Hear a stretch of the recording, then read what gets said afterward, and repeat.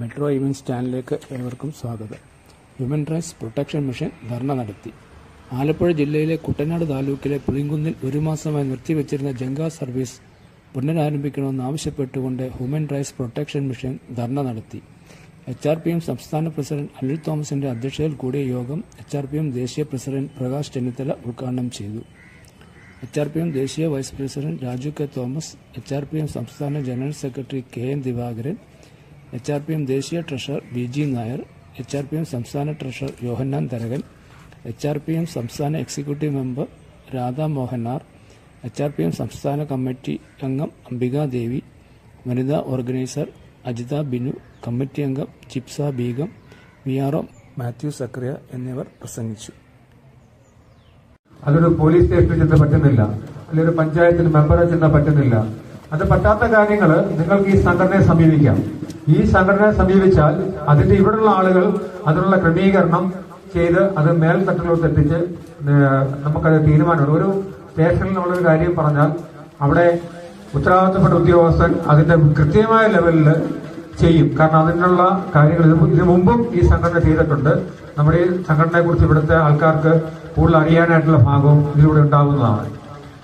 ഇതാണ് ഞാൻ ധരിപ്പിക്കുന്ന സമയം അതിക്രമിച്ചിട്ടുണ്ട്. ഞാനെന്റെ അധ്യക്ഷ പ്രസംഗം ഉപസംഹരിക്കുകയാണ്. അടുത്ത ഉദ്ഘാടനത്തിനായി നമ്മുടെ ദേശീയ ചെയർമാൻ ശ്രീ പ്രകാശ് ചെന്നിത്തല അവരെ സ്നേഹപൂർവ്വം ക്ഷണിച്ചുകൊള്ളു.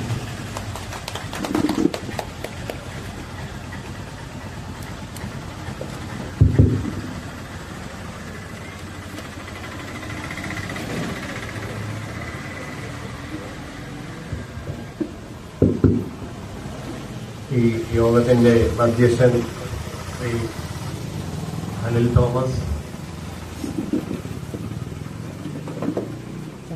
യോഗത്തിൽ പങ്കെടുക്കുന്ന ശ്രീ ദേശീയ vice president Shri Raju K Thomas, Shri MBG Nair, Shri KN Divakaran, Shri സ്വാഗത പ്രാസംഗികൻ ശ്രീ മത്തായിച്ചൻ, അതുപോലെ തന്നെ HRPMന്റെ കോഴിക്കോട് നിന്നും എത്തിയ എക്സിക്യൂട്ടീവ് മെമ്പർ ശ്രീമതി ജിപ്സ ബീഗം,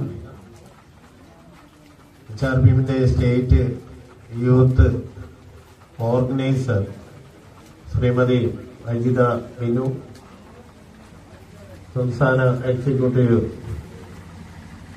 ശ്രീ രാധാമോഹൻ, ശ്രീമതി അംബികാദേവി, സംസ്ഥാന കമ്മിറ്റി അംഗം ശ്രീ യോഹന്നാൻ തരകൻ, മറ്റ് ഇതിന്റെ തൊട്ട് മുൻപിലിരിക്കുന്ന HRPMന്റെ സഹപ്രവർത്തകർ, മറ്റ് നാട്ടുകാര്, ദൃശ്യ മാധ്യമ രംഗങ്ങളിൽ നിന്നും എത്തിയിട്ടുള്ള മറ്റ് പ്രവർത്തകരെ, ഇന്ന് നമ്മളിപ്പോൾ ഇവിടെ നിൽക്കുന്നത് പുളിങ്കുന്നാണ്. നേരത്തെ നമുക്ക് ഒരു തെറ്റിദ്ധാരണ വന്നായിരുന്നു, ചമ്പക്കുളം പുളിങ്കുന്നായിരുന്നു നമുക്ക് മനസ്സിലാക്കാൻ പറ്റിയത്. ഏതാണ്ടൊരു 4-ാം തീയതിയാണ് എന്റെ ശ്രദ്ധയിൽ ഈ വിവരം. ബഹുമാനപ്പെട്ട ഇവിടുത്തെ പ്രവർത്തകരിക്കുന്നൊരു സംഭവമാണ് നടക്കുന്നത്. ഒരു മുന്നറിയിപ്പുമില്ലാതെ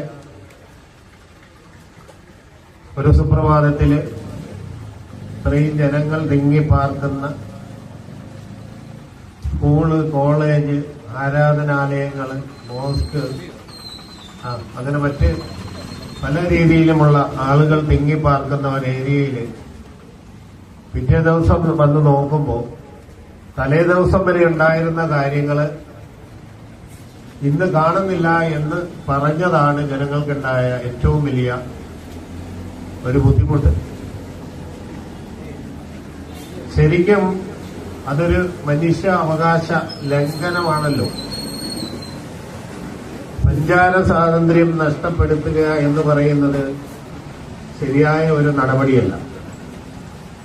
അപ്പോൾ തീർച്ചയായും ഈ വിഷയത്തിൽ ഇടപെടുന്നതിനകത്ത് യാതൊരുവിധ പ്രയാസവുമില്ല. അതുകൊണ്ട് തന്നെയാണല്ലോ നാട്ടുകാർ കൂടിയതിലും കൂടുതൽ ആൾക്കാർ പല സ്ഥലത്തു നിന്ന് പോലും ഇവിടെ എത്തിയത്. അതിന് മുന്നോടിയായിട്ട് എനിക്ക് പറയാനുള്ള ഒരു 14 കാലയളവില് ചേർത്തലയിലെ തങ്കിപ്പള്ളി പഞ്ചായത്തിന്റെ കടക്കരപ്പള്ളിയും തങ്കിപ്പള്ളിയും കൂട്ടിയോജിപ്പിക്കുന്ന ഒരു പഞ്ചായത്തില് 150 മീറ്ററിന്റെ ഒരു പാലം അന്നത്തെ ഭരിക്കുന്ന പാർട്ടിയുടെ MLA പോലും ആ സമരം വിജയിപ്പിക്കാൻ വേണ്ടി ഒട്ടനവധി മീറ്റിങ്ങുകളും സമരങ്ങളും നടത്തി. പക്ഷെ അന്ന് ഈ സമരമൊന്നും വിജയിച്ചില്ല.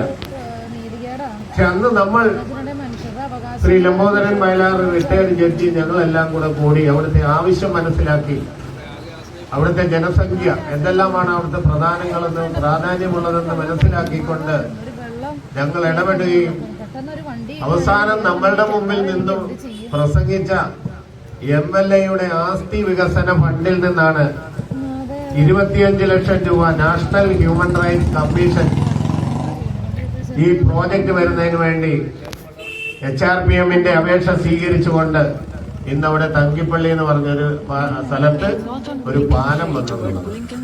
അപ്പോൾ എന്താണെന്ന് പറഞ്ഞാലും നമ്മളിപ്പോ പലയിടത്തും കാണുന്നത് എനിക്ക് തന്നെ അത്ഭുതം തോന്നാറുണ്ട്. ഭരിക്കുന്ന പാർട്ടിയുടെ വാർഡ് മെമ്പർ കാണും, ഭരിക്കുന്ന പാർട്ടിയുടെ പഞ്ചായത്ത് കാണും, ഭരിക്കുന്ന പാർട്ടിയുടെ MLA കാണും, പ്രതിപക്ഷം കാണും. ചിലപ്പോ ഒരു പ്രതിപക്ഷം വിചാരിച്ചാൽ നടക്കാത്തത് ഭരിക്കുന്ന പാർട്ടിക്കാർ വിചാരിച്ചാൽ നടക്കേണ്ടതല്ലേ? നമ്മൾ കണ്ടല്ലോ കഴിഞ്ഞ ദിവസം എന്തെല്ലാം പ്രശ്നങ്ങൾ ഘോരഘോരമായിട്ട് 5 വർഷം കഴിയുമ്പോഴാണല്ലോ ഇവരെല്ലാം നമ്മളെ കാണാൻ വരുന്നത്, അല്ലേ? സാധാരണക്കാരന്റെ വോട്ട് മേടിച്ചു കഴിഞ്ഞാൽ അവർക്ക് ചെയ്തു കൊടുക്കേണ്ട, അവർക്ക് സഹായിക്കേണ്ട ഉത്തരവാദിത്വം അത് ആർക്കുള്ളതാണ്? എന്റെ വീട്ടിൽ വരെ വന്നിട്ടുണ്ട് ഇവിടുത്തെ പല നേതാക്കന്മാരും സഹായിക്കണമെന്ന് പറഞ്ഞുകൊണ്ട്. പക്ഷെ നമ്മൾ ആരോടും സഹായിക്കാനല്ല പറഞ്ഞത്. പണ്ടത്തെ കാലത്തൊക്കെ ഒരു പിരിവെന്ന് പറഞ്ഞു കഴിഞ്ഞാൽ സാധാരണക്കാരന്റെ വീടുകളില് പിരിക്കാൻ വേണ്ടി വരും. അത് പിരിവെന്ന് കാണരുത്. പക്ഷെ ആ പിരിവിൽ നമുക്ക് മനസ്സിലാക്കേണ്ടത് നമ്മളുടെ പ്രയാസങ്ങൾ അവരോട് നമ്മൾ നേരിട്ട് പറയും. ഇപ്പോൾ പിരിവെന്ന് പറയുന്ന ഒരു സാധനമില്ല. കാര്യം എന്താണെന്നറിയോ? ഇതുപോലൊക്കെ ചെന്ന് കഴിഞ്ഞാൽ ആരെങ്കിലും ചൂലും കെട്ടെടുത്ത് വെച്ച് അടിക്കുമോ എന്നുള്ള ഭയം കൊണ്ട് മാത്രമാണ്. പക്ഷെ അന്നേരം അവരെന്ത് ചെയ്യും? 4-5 പേരെ ഇവര് സെലക്ട് ചെയ്ത് വെച്ചിട്ടുണ്ടാവും. ഏതെങ്കിലും പാവപ്പെട്ടവനെ അല്ലെങ്കിൽ ഏതെങ്കിലും ഒരു ബിസിനസ് ചെയ്ത് ജീവിക്കുന്നവനോട് വിളിച്ചു പറയും, എനിക്ക് ഇത്ര രൂപ വേണം, ഞങ്ങളുടെ ഇന്നപോലെ ഒരു പരിപാടിയുണ്ട്, അതിലേക്കൊരു സംഭാവനയാണ്. അപ്പൊ സാധാരണക്കാരന്റെ അടുത്ത് ചെല്ലാൻ പറ്റുമോ? ചെല്ലാത്തതിന്റെ കാരണം എന്താണ്? എന്റെ നാട്ടിൽ ചെന്നിത്തല എന്ന് പറയുന്ന പഞ്ചായത്തില് ഞങ്ങളുടെ വീട്ടിൽ ആരും വന്നില്ല. ഈ ഇലക്ഷനുമായിട്ട് ബന്ധപ്പെട്ട് ഒരു സ്ലിപ്പ് പോലും തരാൻ വന്നില്ല. അപ്പൊ എവിടെയാണ് ജനങ്ങള്, എവിടെയാണ് നമ്മളുടെ ഭരണാധികാരികള്, എവിടെയാണ് നമ്മളുടെ തിരഞ്ഞെടുക്കപ്പെട്ട് വിടുന്നവരുടെ ഒക്കെ പ്രവർത്തന മണ്ഡലം എന്നുള്ളതാണ് നമുക്ക് മനസ്സിലാക്കേണ്ടത്.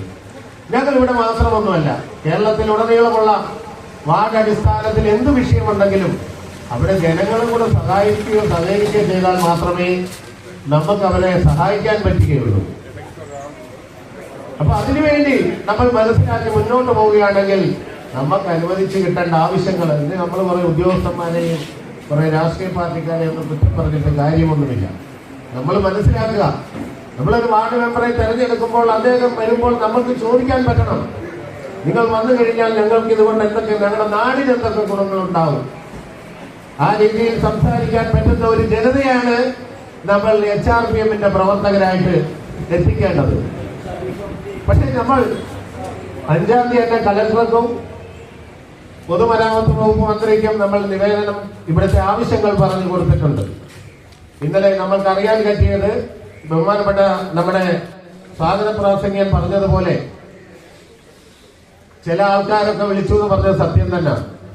നമ്മളുടെ 2000-ൽ പരം ആളുകളുള്ള ഒരു കമ്മ്യൂണിറ്റി ഗ്രൂപ്പ് ഉണ്ട് HRPMന്റെ. അതിനകത്ത് സ്പെഷ്യൽ ബ്രാഞ്ച് ഉണ്ട്, മനുഷ്യാവകാശ കമ്മീഷന്റെ ജഡ്ജിമാരുണ്ട്, DGP ഉണ്ട്, ഭരണഘടനയിൽ ഭരണകർത്താക്കന്മാരായിട്ടുള്ള ഒട്ടനവധി ആൾക്കാരിരിക്കുന്ന ആ ഗ്രൂപ്പിലേക്കാണ് നമ്മൾ ഈ കുട്ടനാടിന്റെ വിഷയം ശ്രദ്ധയിൽപ്പെടുത്തി കൊടുത്തത്.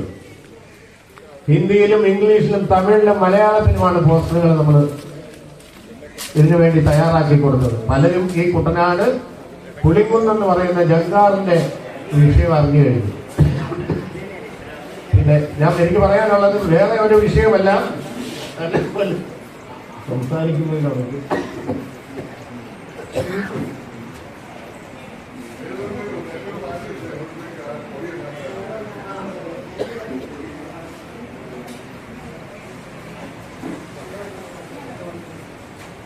ഒത്തിരി കാര്യങ്ങൾ പറയണമെന്നുണ്ട്. ഞങ്ങളുടെ പ്രവർത്തനം എന്താണെന്നൊക്കെ പറയണമെന്നുണ്ട്. പക്ഷെ എനിക്ക് പറയാൻ പറ്റുമെന്ന് തോന്നുന്നില്ല. എങ്കിലും ഇന്നിവിടെ കടന്നു വന്നതും ഞങ്ങൾ മുൻപോട്ട് വെച്ചിരിക്കുന്ന ദൗത്യവും നാളെ ഇവിടെ ജങ്കാറ് തടസ്സം മാറി വരുമെന്ന് അറിയാൻ കഴിഞ്ഞിട്ടുണ്ട്. പക്ഷെ അത് നാളെ വന്നില്ലെങ്കിൽ പോലും വരുത്തുന്നത് വരെ ഇതിന്റെ പുറകിൽ ഞങ്ങൾ ചെയ്ത കാര്യങ്ങളുടെ എല്ലാം റെക്കോർഡുകൾ നിങ്ങൾക്ക് പരിശോധിക്കാൻ പറ്റുന്നതാണ്. പലരും എന്തിനു വേണ്ടിയാണ് ഈ ആവേശം കാണിക്കുന്നത്? ആർക്ക് വേണ്ടിയാണ് ആവേശം കാണിക്കുന്നത്? ഒരു പഞ്ചായത്തിൽ തന്നെ നമുക്ക് എടുത്തു പറയുകയാണെങ്കിൽ, ഞാൻ താമസിക്കുന്നതിന്റെ അടുത്ത് തന്നെ ഉദാഹരണമാണ് പറയുന്നത്. അവിടുത്തെ 11ാം വാർഡിൽ ചിലപ്പോൾ ഒരു BJP മെമ്പർ ആയിരിക്കും അവിടെ ജയിച്ചിരിക്കുന്നത്, അപ്പുറത്തൊരു കോൺഗ്രസ് ആയിരിക്കും, ഇപ്പുറത്തൊരു CPM-ന്റെ ആയിരിക്കും. ഭരിക്കുന്നത് ആരാണെന്ന് വെച്ചാൽ അവരുടെ വാർഡിലാണ് ഗുണങ്ങളുള്ളൂ. മറ്റുള്ളവരെന്ത് ചെയ്യും? അപ്പൊ അവർക്ക് വേണ്ടിയിട്ടാണ് നമ്മൾ നിൽക്കുന്നത്. ഭരണം എല്ലാവരും തുല്യരാണ്. ഏത് പാർട്ടിയുടെ ആൾക്കാർ ജയിച്ചാലും ഏത് വാർഡ് മെമ്പർ ആയാലും അവരെല്ലാം ജനങ്ങളുടെ അവകാശങ്ങൾ നമ്മളുടേത് ചോദിച്ചു മേടിച്ചു കൊണ്ടുതരാൻ വേണ്ടിയിട്ടുള്ളവരാണ്. HRPM എന്ന് പറയുന്ന സംഘടന 2002 ഉണ്ടായ ഒരു മനുഷ്യാവകാശ ലംഘനം. 2008 അത് പ്രവർത്തനം ആരംഭിച്ച ഒരു സൊസൈറ്റീസ് ആക്ടിൽ 14 ജില്ലയിലും റിട്ടയർഡ് SP-മാരാണ് ജില്ലാ പ്രസിഡന്റായിട്ട് കൊണ്ടുവന്നത്. ആദ്യത്തെ വിഷയം കുട്ടനാട് പാക്കേജ് ആയിരുന്നു. സംവിധാന കമ്മീഷന്റെ റിപ്പോർട്ട് മലയാളത്തിലേക്ക് തർജ്ജിമ ചെയ്തുകൊണ്ട് മങ്കൊമ്പിൽ വെച്ച് ഒരു സെമിനാർ നടത്തിയ എത്ര പേർക്ക് ഓർമ്മയുണ്ടാവുമെന്ന് അറിയില്ല. അത് ഈ 12 പഞ്ചായത്തിലും ഈ സംഘടനയ്ക്ക് വേരോട്ടം ഉണ്ടായിരുന്നു. അതിനുശേഷം ഇവിടുത്തെ AC റോഡ്, ഇവിടെ വെള്ളവും പൊങ്ങിക്കിടന്ന സമയത്ത് വികസനത്തിന്റെ കാര്യം പറഞ്ഞ് അന്നത്തെ പ്രവർത്തകനായ ശ്രീ യോഹന്നാൻ തരകൻ എന്നെ ശ്രദ്ധയിൽപ്പെടുത്തി. കൊറോണയൊക്കെ കഴിഞ്ഞു വന്ന സമയത്താണ് കലക്ടറേറ്റിൽ നമ്മളോട് വിളിച്ചു പറയുകയുണ്ടായി, 800 കോടിയിൽ പരം നിങ്ങൾ അപേക്ഷിച്ചതിന് പാസ്സായി. എത്ര പേർക്കറിയാം? ഈ തങ്കിപ്പള്ളിയുടെ കഥ പറഞ്ഞ പോലെ തന്നെ നമ്മളാരും അറിയുന്നില്ല. പിന്നൊന്നും അധികാരവും അവകാശങ്ങളും എല്ലാം മറ്റുള്ളവരത് ഏറ്റെടുക്കുകയാണ്. അതുപോലെ തന്നെ endosulfan Kuttanad package, Alappuzha airport, Shri Chandrabose വധക്കേസ്, വെളുത്തങ്ങാടിൽ സൗജന്യ മർഡർ DK രവിയുടെ IAS-ന്റെ മരണം, പുത്തുമലയിലെ പ്രളയം ബാധിച്ച 2018-19 കാലയളവിൽ ഈ LDF ഗവൺമെന്റിനെ ഏറ്റവും കൂടുതൽ സഹായിച്ച സംഘടന ഹ്യൂമൻ റൈറ്റ്സ് പ്രൊട്ടക്ഷൻ മിഷനാണ്. അവിടെയുള്ള അത്രയും പേർക്ക് നമ്മള് വീട് മേടിച്ചു കൊടുത്തു. സ്ഥലം പതിപ്പിച്ച് കൊടുത്തതിന് ശേഷം ഈ വീട് ഞങ്ങൾ വെച്ചു കൊടുക്കുമെന്ന് പറഞ്ഞു. 55 വീടിൽ 5 വീട് ഞങ്ങൾക്ക് ചെയ്യേണ്ടി വന്നിട്ടുള്ളൂ. എങ്കിലും ഞങ്ങൾ പറഞ്ഞ വാക്ക് അവിടെ കൃത്യമായിട്ട് പാലിച്ച ഒരു സംഘടനയാണ്. പിന്നെ ബത്തേരി, സുൽത്താൻ ബത്തേരി, കോഴിക്കോട് 766 NH കൂട്ടിക്കെട്ടാൻ പോവുകയാണെന്ന് കേട്ടപ്പോൾ ഇത്രയും ആൾക്കാർ, അന്നത്തെ 2013 ഭരിച്ച ആൾക്കാർ പോലും ഈ സമരത്തിന് പിന്തുണയർപ്പിച്ച സമയത്ത് സുപ്രീം കോടതിയിൽ കക്ഷി ചേർന്ന ഏക സംഘടന ഹ്യൂമൻ റൈറ്റ്സ് പ്രൊട്ടക്ഷൻ മിഷനാണ്. തെരുവുനായ വിഷയത്തില് ഇവിടുത്തെ ഇലക്ട്രിസിറ്റി ബോർഡിന്റെ വർധനവിനെതിരെ എല്ലാം പൊതുതാൽപര്യ ഹർജിയിലൂടെയാണ് ഞങ്ങൾ എല്ലാ രീതിയിലും നേടിക്കൊണ്ടുവന്നത്. ഞാനൊരു ഉദ്യോഗസ്ഥരെ കുറ്റം പറയില്ല. കാരണം നമുക്കിതുവരെ ഒരു തിക്താനുഭവം ഒരു ഉദ്യോഗസ്ഥരുടെ ഭാഗത്തു നിന്നും മറ്റുള്ളവരിൽ നിന്നും നമുക്കുണ്ടായിട്ടില്ല. നമ്മൾ കൃത്യമായിട്ടും പരിഹരിക്കാൻ പറ്റുന്ന വിഷയമാണെങ്കിൽ കൃത്യമായിട്ടും അവർ പരിഹരിച്ച് തന്നിട്ടുമുണ്ട്. അതുകൊണ്ടാണ് അദ്ദേഹം മുമ്പേ സ്വാഗതത്തിൽ പറയുകയുണ്ടായത്, ഞങ്ങൾക്ക് പ്രഹസനമല്ല, ഇതുപോലുള്ള കാര്യങ്ങൾ ചെയ്യാൻ ഞങ്ങളുടെ പ്രവർത്തനം വാർഡ് തലം തൊട്ട് ദേശീയ തലം വരെയും കമ്മിറ്റികൾ രൂപീകരിച്ചുകൊണ്ടുള്ള പ്രവർത്തനമാണ്. ഇവിടെ തൊട്ടപ്പുറത്തും ഇപ്പുറത്തും ഒക്കെ പല കാര്യങ്ങളും എന്റെ ശ്രദ്ധയിൽപ്പെടുത്തിയിട്ടുണ്ട്. ഈ ജങ്കാർ പുനഃസ്ഥാപിക്കുന്നതിന് വേണ്ടിയിട്ടുള്ള ഇന്നിവിടെ കൂടിയ ഹ്യൂമൻ റൈറ്റ്സ് പ്രൊട്ടക്ഷൻ മിഷന്റെ പ്രവർത്തകരെ, നാട്ടുകാരെ, ഇത് തീർച്ചയായിട്ടും ഇത് നിലവിൽ വന്നിരിക്കും. അതിനകത്ത് യാതൊരുവിധ സംശയമില്ല. അതിന് രംഗത്ത് വരെ പോകാൻ ഞങ്ങൾ തയ്യാറാണെന്ന് പറഞ്ഞുകൊണ്ട് ഇന്നത്തെ ഈ ജങ്കാർ സമരമല്ല, ധർണ പുനഃസ്ഥാപിക്കുന്നതിന്റെ സമരമായിട്ടാണല്ലോ, ധർണയായിട്ടാണല്ലോ നമ്മൾ വന്നിരിക്കുന്നത്. എന്തായാലും അതിന്റെ ഉദ്ഘാടന കർമ്മം നിർവഹിച്ചതായിട്ട് പ്രഖ്യാപിക്കുന്നു. നന്ദി, നമസ്കാരം. അതുപോലെ തന്നെ ഒരു 10 വർഷങ്ങൾക്ക് മുമ്പ് നമ്മൾ ചമ്പക്കുളം, നമ്മുടെ കുട്ടനാട്ടിൽ 2 താലൂക്ക് ഹോസ്പിറ്റൽ ഉണ്ടായിരുന്നു. ഒന്ന് പുളിക്കുന്നിലും ചമ്പക്കുളത്തും. ഒരു സുപ്രഭാതത്തിൽ ചമ്പക്കുളം താലൂക്ക് ഓഫീസിൽ ഡോക്ടർമാരൊന്നും വരാതെയായി, അവിടെ രോഗികളെ ചികിത്സിക്കാതെയായി. അങ്ങനെ ഇരിക്കുന്ന 10 വർഷങ്ങൾക്ക് മുമ്പ് ഇങ്ങനെ ഇരിക്കുന്ന സമയത്താണ് ഈ സംഘടന ഇടപെടുകയും ഇതുപോലെ ഒരു ധർമ്മ അവർ സംഘടിപ്പിക്കുകയും ചെയ്തു. സംഘടിപ്പിച്ച് 24 മണിക്കൂർ കഴിഞ്ഞില്ല. ഈ ഡോക്ടർമാരെ ആവശ്യമായ എത്ര ഡോക്ടർമാർ വേണോ അവിടേക്ക് അവിടെ ഡോക്ടർമാരെ നിയമിക്കുകയും അതിനുവേണ്ട എല്ലാ സജ്ജീകരണവും ചെയ്ത് ഇന്നവിടെ നല്ല രീതിയിൽ ആ ഹോസ്പിറ്റൽ പ്രവർത്തിക്കുന്നു. ഈ കഴിഞ്ഞ 2011 പ്രളയത്തിന് ശേഷം നമ്മുടെ കേരളത്തിലെ മിക്കവാറും എല്ലാ റോഡുകളും ശോചനീയാവസ്ഥയായിരുന്നു. എങ്കിലും നമ്മൾ കാണാൻ അതിന്റെ ഏറ്റവും ഈ ആലപ്പുഴ ചങ്ങനാശ്ശേരി പാതയിലൂടെ ഒരു വാഹനങ്ങൾക്കും സഞ്ചരിക്കാൻ മേലാത്ത ഒരു സ്ഥിതിവിശേഷം വന്നപ്പോഴത്തേക്ക് നമ്മുടെ ഈ ദേശീയ പ്രസിഡന്റിനോട് നമ്മുടെ പ്രവർത്തകര് ഈ വിഷയം അവതരിപ്പിക്കുകയും ദേശീയ പ്രസിഡന്റ് ഇടപെട്ട് നമ്മുടെ സംസ്ഥാന മുഖ്യമന്ത്രി മുതൽ ഈ വിഷയങ്ങൾ അവതരിപ്പിച്ച് ഇതിനുവേണ്ടിയുള്ള ഒരു സ്വതന്ത്ര നടപടി സ്വീകരിക്കണമെന്ന് നമ്മളൊരു അപേക്ഷ കൊടുക്കുമ്പോഴത്തേക്ക് അത് എത്രയും പെട്ടെന്ന് തന്നെ നമുക്ക് ഇപ്പോൾ കാണുന്ന ഈ ചങ്ങനാശ്ശേരി പാതയുടെ ഈ റോഡിന്റെ ഒരു പൂർത്തീകരണത്തിലേക്ക് വരാനായിട്ട് ഇടയായി. ഇതിനൊന്നും ഒരു അവകാശവും പറഞ്ഞ് ഈ സംഘടന ഒരു സ്ഥലത്തും പോകാറില്ല. പക്ഷെ ഇതെന്തെങ്കിലും വന്നു കഴിയുമ്പോഴത്തേക്ക് അപ്പോൾ തന്നെ ഓരോരുത്തരും ഞങ്ങൾ കൊണ്ടുവന്ന ഞങ്ങളുടെ പ്രസംഗമാണ്. ഇതാണ് ഇന്ന് കണ്ടുകൊണ്ടിരിക്കുന്നത്. ഇതുപോലെ തന്നെ ഒട്ടനവധി വിഷയങ്ങളാണ് നമുക്ക് ഈ കുട്ടനാട്ടിനെ സംബന്ധിച്ച് മാത്രമുള്ളത്. ഇതിന്റെ ആദ്യകാല പ്രവർത്തകരും ഭൂരിഭാഗവും ഈ ലോകത്തിൽ നിന്ന് തന്നെ വേർപെട്ടു പോയി. ഇപ്പോഴും ഉള്ള പ്രവർത്തകരും വാർദ്ധക്യാവസ്ഥയിലായിരിക്കും ഒത്തിരി പേരുണ്ട്, യാത്ര ചെയ്യാൻ പറ്റാതെ. ഇങ്ങനെ ഉള്ള ഒരു സ്ഥിതിവിശേഷമാണ് ഈ നാട്ടിൽ നടന്നുകൊണ്ടിരിക്കുന്നത്. അന്നേരം ഈ യോഗം നമ്മുടെ ഈ ദേശത്തിന്റെ അല്ലെങ്കിൽ നമ്മുടെ നാടിന് ഏറ്റവും അനിവാര്യമായ ഒരു സംഘടനയാണ് ഹ്യൂമൻ റൈറ്റ്സ് പ്രൊട്ടക്ഷൻ മിഷൻ. നിങ്ങളുടെ ഒരു മനുഷ്യന് കിട്ടേണ്ട ന്യായമായിട്ടുള്ളതും കിട്ടേണ്ട അവകാശങ്ങൾ കിട്ടാതെ വരുമ്പോഴത്തേക്ക് അതിനകത്ത് ലാഭത്തിലില്ലാതെ ജാതിമത വർണ്ണ വ്യത്യാസമില്ലാതെ ഏതൊരാൾക്കും തുല്യനീതി നേടിക്കൊടുക്കുക എന്ന ഉദ്ദേശത്തോടെയാണ് ഈ സംഘടന പ്രവർത്തിക്കുന്നതിന്. അതിനുവേണ്ടി എല്ലാവരുടെയും അകമഴിഞ്ഞ പിന്തുണയും നിങ്ങളുടെ സഹകരണവും ഞങ്ങൾ പ്രതീക്ഷിച്ചുകൊണ്ട് ഈ യോഗത്തിന് എല്ലാവിധ ആശംസകളും നേർന്നുകൊണ്ട് ഞാൻ എന്റെ വാക്കുകളെ ഉപസംഹരിക്കുന്നു. സംസ്ഥാന വനിതാ ഓർഗനൈസറായ ശ്രീമതി അജിത ബിനു.